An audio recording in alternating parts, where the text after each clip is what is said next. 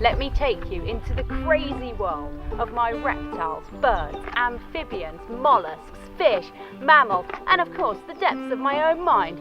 This is Lindsay's Animal School. I am a girl who talks to the animals. I bring them breakfast and I pick up all their poo. If you'll please subscribe, I'll take you for a ride in my animal school. Hello, welcome to Animal School. We're on episode 5 and it's going better than ever. We had our first live interview this week via Zoom and I was totally photobombed by this parrot. Banjo, whilst supporting me in my YouTube channel, has made it very clear that he wants to present it and he wants to feature in every episode. This week we are going to have bearded dragons as our feature creature. I was really pleased to receive 2 wonderful stories about bearded dragons that you have at home. We're going to be seeing what's growing in the allotment. We've found a way to hopefully make Granny very happy. And I'll be singing at the animals, as usual. Ooh, you gotta love a llama. There's no drama with a llama. The decision to make bearded dragons the feature creature came when I received a letter from Lucas about Rocky. Rocky is a 14-month-old male bearded dragon, and he still has some growing to do. And Lucas feeds him salad and vegetables every day and bugs every other day. Lucas adores his pet, and apparently Rocky often falls asleep on him. And then there's the story of Winston, who is apparently like a small scaly dog. Winston is a rescue bearded dragon and he is 6 years old.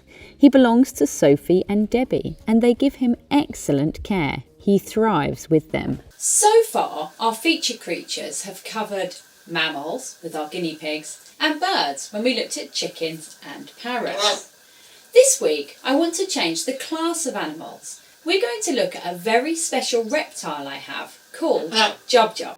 Like all reptiles, his body is covered in scales. Jub-jub is an Australian bearded dragon. He's a very special bearded dragon because he is an OAP.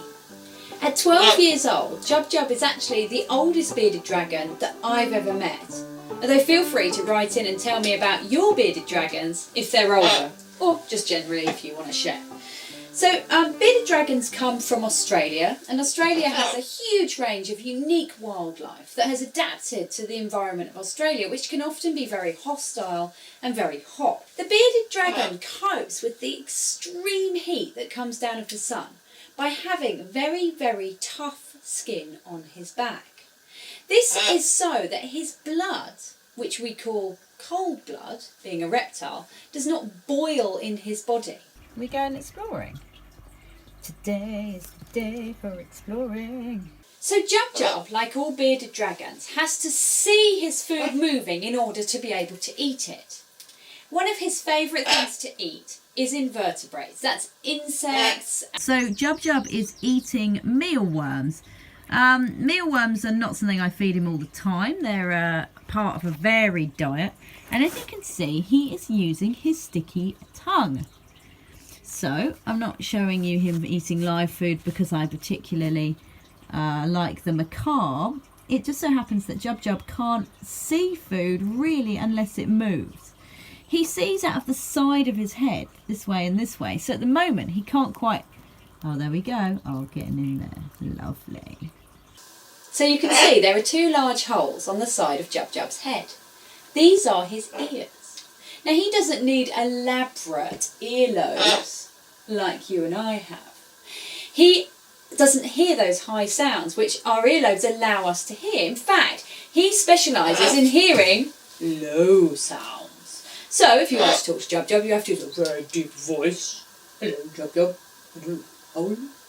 How is life? You like your bugs?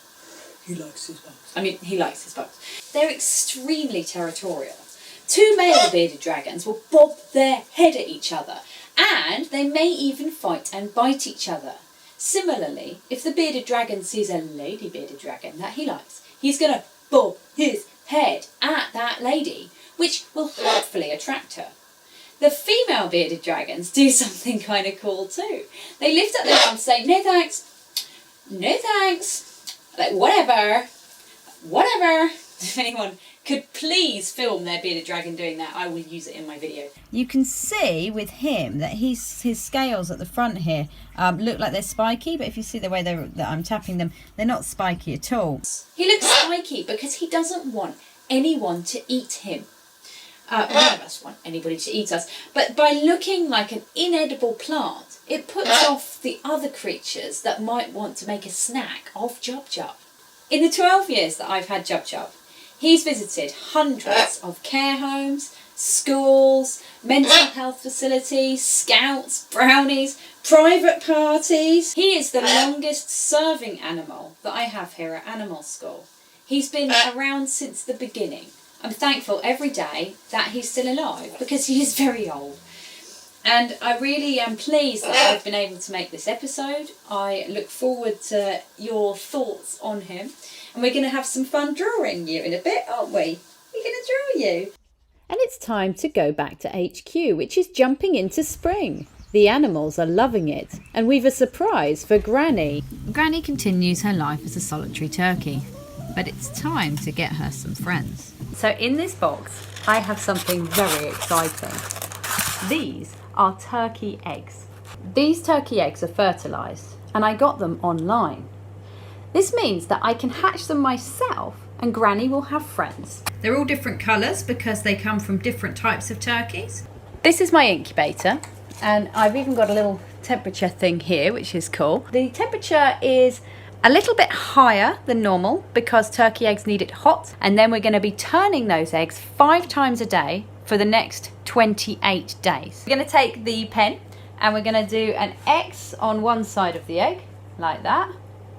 Can you see? There's a little X. And on the other side of the egg, we're going to do a circle. And this is so that I know when I've turned the egg. And here they are on their O position, which will correlate. Very excited to see how this goes. We're just going to pop our lid down. And who else doesn't have one of these in their kitchen? This is my turkey egg hatching sheet. And every time we turn the eggs over for 28 days, we are going to tick what we have done. So, hoping in 28 days I'll be able to film turkeys hatching. But I'm going to make no promises because sometimes these eggs, you get them on the internet, sometimes they've been knocked about in the post and nothing happens. But certainly it's going to be interesting to see what happens over the next few weeks.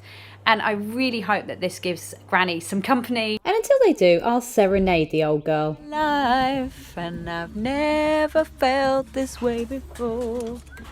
And I swear it's the truth. And ow! She pet my finger. All the animals are as mischievous as ever. One thing about having all these plants is that they need a lot of watering. And I'm watering them twice a day at the moment because it's so hot. And here's what's growing in my greenhouse. Starting to look like tomatoes. Look at these melons. I grew them from a melon. Thanks Michelle DeVille and Laura DeVille for my broccoli. Mwah, love it. And you sent in some pictures of plants you were growing at home. Meanwhile, I've been inspired because I heard singing to plants will help them grow. Today is the greatest day I've ever known. Here is my garlic, see how it grows. Here is my onion, roots are growing too. I really don't know, like, should I eat that? Should I let it grow for longer? I'm overwhelmed by its size, but I want to see how big it gets. Okay, so in this tyre are some seed potatoes, and I put them in a tyre because it was recommended by my friend Dino, who's pretty good at growing fruit and veg and stuff. But I'm also going to try another method which I've seen online, which is to dig a trench, a bit like with my carrots, and I'm going to dig a trench here and see which way works better. I hope you can all see that really fresh llama manure I'm digging up. These are my potatoes, and they are just ones that I left in the cupboard and they've gone all rooty. These aren't actually roots, these are the shoots of the potato. So I'm going to plant them pointing upwards. So there's nothing left to do but fill it in. I barely know what I'm doing and I've never done it before, but lockdown is a time for learning. The rarely seen guinea pig crop circles can be found wherever a single cabbage is dropped. So Banjo has been looking through all the pictures that you've been sending in. He's picked a few favourites, haven't you? Would you like to say? Got anything you want to say? What do you think of the pictures that came in? What do you think of the pictures? Yeah, top stuff. And if I can speak for him, I like the way that you are holding up your own picture, Monty. And you too, Theo. Thank you. These pictures are brilliant. It must have taken you ages to make this parrot out of Lego, Mark. I love it.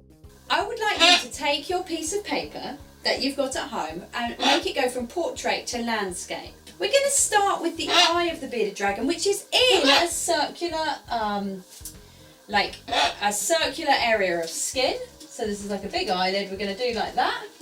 And then his actual eye, which is going to be in here, is an oval shape, like that. And then his iris is a circle shape. So I always think the eye is quite a fun one to start with. And then we're actually going to do the very top ridge on his face, like so. He has not a particularly strong nose, so we're going to come down like this. His mouth, which goes down at this angle below the eye. His chin comes down on the other side, and it is spiky. We know this because we looked at him. It is a beard, so we're going to go down like so. He has, coming down off of his face, more spikes, okay? And these spikes come down to the side of his face. So if we've sort of followed that, we should have a fairly spiky looking bearded dragon. No, it's not a parrot. This one is a dragon. Can we say dragon? Dragon. Bearded dragons, as I discussed before, they don't have earlobes, but they do have a very impressive black hole where the ear will be. So we do the hole like so. The hole is actually bigger than the eye itself. This is his ear hole. And along from the ear hole are the big spikes that make him look particularly spiky, which we're going to do on his head. Okay, so his body is long, low and flat. So we're going to come down like this. That's sort of where his body is. And we're going to carry on from where we have the top of his legs. No pressure to get this right or anything. And come down with spiky underbelly. So with bearded dragons, we've got his arms, which have a bend in them like my arms have here. So this is the top part, or the bicep here. And then we're going to have the rest of his hand that comes off, going out at an angle like this. Yeah? Okay, like that. Okay, so again, the back legs, they also have a shape, but it breaks a different way. So we're not going to have the legs going out like that. We're going to have the back leg coming out like this. So we're going to, just to explain, we'll go down with the knee coming down, and a thick muscle going up like that. Okay, so on the feet over here, we've got the toes. He has 5, just like us. 4, 5. Jub-jub, I'll let you out in a minute. See, maybe if I put you back and get him out. There we go. We're going to come down with the toes like that. Remember, 5 toes on the back, just like 5 toes on the front. Ah! It's time to turn the turkey eggs. Just to finish up here, our Jub-jub, our bearded dragon, is going to have a tail that comes down like this. It's a long spiky tail. I've run out of space. It'd be better if the tail came out here, but I've run out of space. They say never work with children or animals. I've actually worked with both. We're done with the claws. So remember, you can catch up with any of the videos that you've missed from Lindsay's Animal School by following the links on my channel. You can also follow me on Twitter, Facebook, Instagram, and get regular updates of what's going on. I'm not just interested in my animals, I'm interested in learning about all animals. And your submissions really help me to keep the content interesting for everybody. I appreciate that not everyone is as lucky as I am to have 120 animals that they care for. But if you're interested in nature, you will never be bored. And I'm going to put an X. This is a screwdriver and not a pen. This is my pen. Imagine, why don't you turn around and then everyone can see you. Okay, so we're going to come down like this with the legs. Now, with bearded dragons, he's got... Oh. Shush. It's time to It's time. Will you stop interrupting? It's time to turn the turkey eggs.